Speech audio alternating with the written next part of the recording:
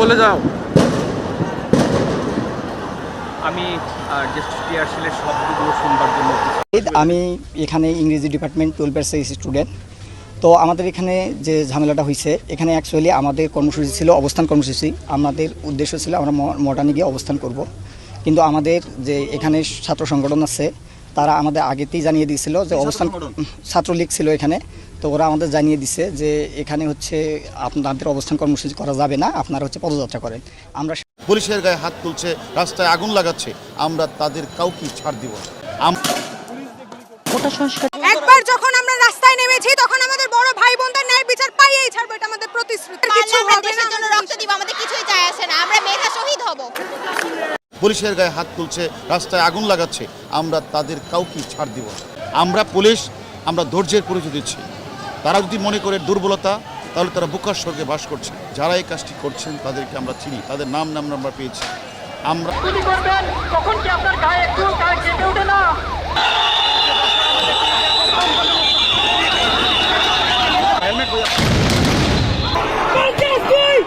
ছাত্রছাত্রী যারা রয়েছে তারা বেশ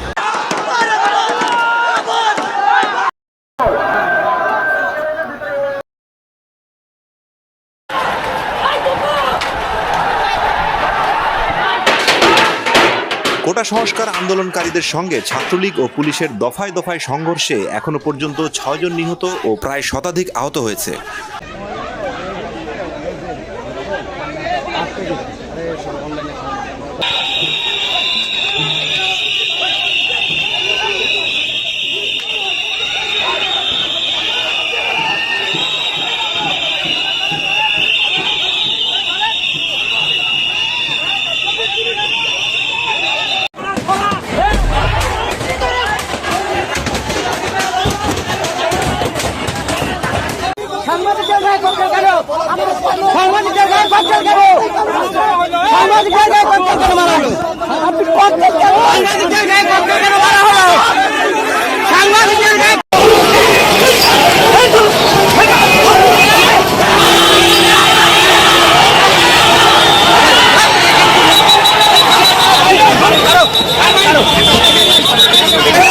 ইন্টারনেট ব্ল্যাকআউটের কারণে অনেকগুলো দিন আপনাদের সাথে কথা বলতে পারিনি। এই কয়দিনে আমার পুরনো ভিডিওগুলোতে কেউ আমার ফেসবুকে, কেউ ফেসবুক পেজে মেসেজ করে জানতে চেয়েছেন আমি ঠিক আছে কি না।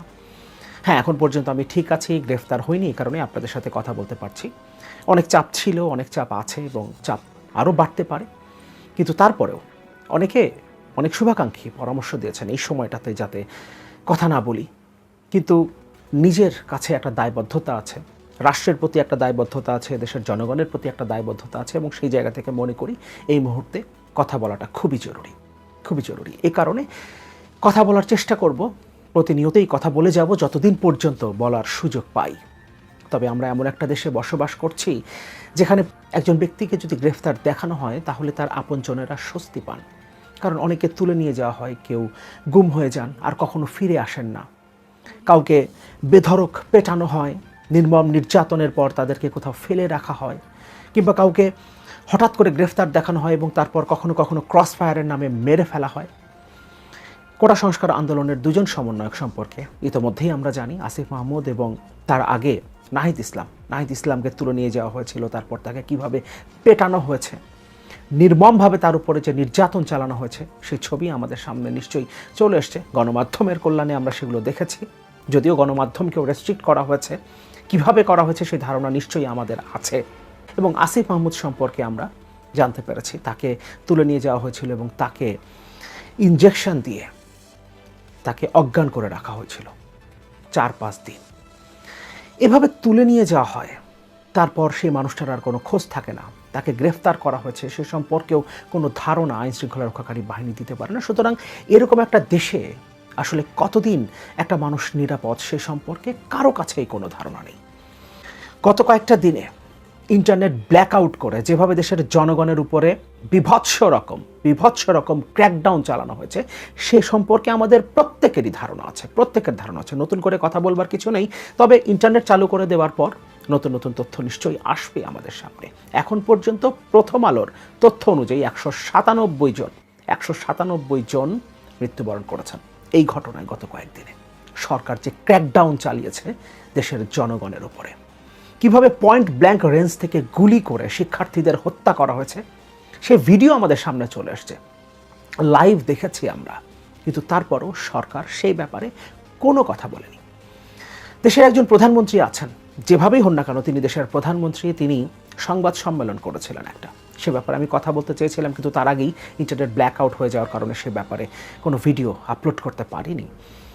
তিনি যে সংবাদ সম্মেলনটা করেছিলেন সেখানে তিনি সাইদ সম্পর্কে কোনো কথা বলেননি। তিনি ছাত্রলীগের কর্মীদের কিভাবে চট্টগ্রামের ছাদ থেকে, 3 তলা ছাদ থেকে ফেলে দেওয়া হয়েছে সে সম্পর্কে কথা বলেছেন। কিন্তু সাইদকে যেখানে গুলি করে পুলিশ পয়েন্ট ব্ল্যাঙ্ক রেঞ্জ থেকে গুলি করে হত্যা করলো এবং যমুনা টেলিভিশন, এনটিভিতে সেটা লাইভ আমরা দেখতে পারলাম, সে সম্পর্কে তিনি কোনো কথা বলেননি। এমনকি এই কারফিউ দেবার পর তিনি ব্যবসায়ী প্রতিনিধিদের সাথে একটা বৈঠক করেছেন এবং সেখানে তিনি কথা বলেছেন এবং সেখানেও তিনি নৃশংসতার কথা বলেছেন। কিন্তু এই নৃশংসতাটা চালিয়েছে ছাত্ররা, আন্দোলনকারীরা, এবং তারা নৃশংসভাবে ছাত্রলীগের উপরে, আওয়ামী লীগের উপরে, স্বেচ্ছাসেবক লীগের উপরে তারা হামলা চালিয়েছে, তাদের কার্যালয়গুলো তারা জ্বালিয়ে দিয়েছে, তারা ভাঙচুর করেছে এবং রাষ্ট্রীয় সম্পদ কিভাবে ধ্বংস করেছে সেই কথাগুলো বলতে গিয়ে প্রধানমন্ত্রী এই কথাগুলো বলছেন। তিনি যে একটা দলের প্রধানমন্ত্রী, তিনি যে দেশের প্রধানমন্ত্রী না, সেটা তিনি নিজে তার কথার মধ্য দিয়ে পরিষ্কার করেছেন। এবং রাষ্ট্রীয় সম্পদ কিভাবে ধ্বংস করা হয়েছে, এর সাথে কিভাবে জঙ্গিরা ইনভলভ হয়েছে, কিভাবে বিএনপি, জামাত, বিরোধী দল কিভাবে ইনভলভ, সেই কথাগুলো তিনি সামনে নিয়ে আসছেন। যদিও বিচার বিভাগীয় তদন্তের কথা বলা হচ্ছে, কিন্তু তদন্তের আগেই দেশের প্রধানমন্ত্রী এই হামলায়, এই হত্যাকাণ্ডে সেটার সাথে কারা জড়িত সে কথা দেশের সরকার প্রধান তিনি সরাসরি ঘোষণা দিচ্ছেন, মন্ত্রীরা পরিষ্কারভাবে বলছেন। এবং একজন মন্ত্রী তিনি বেশ কয়েকবার কথা বলেছেন ইন্টারনেট ব্ল্যাক আউটের ব্যাপারটা নিয়ে, এবং তিনি বারবার বলার চেষ্টা করেছেন মহাখালীতে ডেটা সেন্টারে আগুন দেওয়া হয়েছে, এই কারণে ইন্টারনেটটা কি বন্ধ হয়েছে। অথচ ডেটা সেন্টারে যেদিন আগুন দেওয়া হয়েছে তার আগে থেকেই মোবাইল ইন্টারনেট বন্ধ করে দেওয়া হয়েছিল। তার মানে সরকার চাইছিল ইন্টারনেটটা বন্ধ করতে। এবং ডেটা সেন্টারে যে ক্ষতি হয়েছে, আমি বেশ কয়েকজন এ ব্যাপারে যারা বিশেষজ্ঞ, যারা এগুলো নিয়ে কাজ করে, তাদের সাথে এর মধ্যে কথা বলার চেষ্টা করেছে। তারা বলেছেন এটা খুব অল্প সময়ের মধ্যেই আসলে সরকার চাইলেই চালু করে দিতে পারত, কিন্তু সরকার সেটা করেনি। এবং বিভিন্ন আন্তর্জাতিক সংস্থা যারা সারা পৃথিবীর ইন্টারনেট কানেকশন নিয়ে কাজ করেন, তারা তাদের ওয়েবসাইটে পরিষ্কারভাবে জানিয়েছে সরকারি নির্দেশে বাংলাদেশে ইন্টারনেট বন্ধ রাখা হয়েছে। অথচ সরকারের যে মন্ত্রীর কথা বলছিলাম, বেশ কয়েকবার একই কথা বলেছেন, দুষ্কৃতিকারীরা ইন্টারনেট যাতে বন্ধ থাকে, বাংলাদেশ যাতে সারা পৃথিবী থেকে বিচ্ছিন্ন হয়ে যায়, এই কারণে তারা ডেটা সেন্টারে আগুন দিয়েছে যাতে ইন্টারনেট বন্ধ হয়ে যায়। তার মানে তার কথাই পরিষ্কার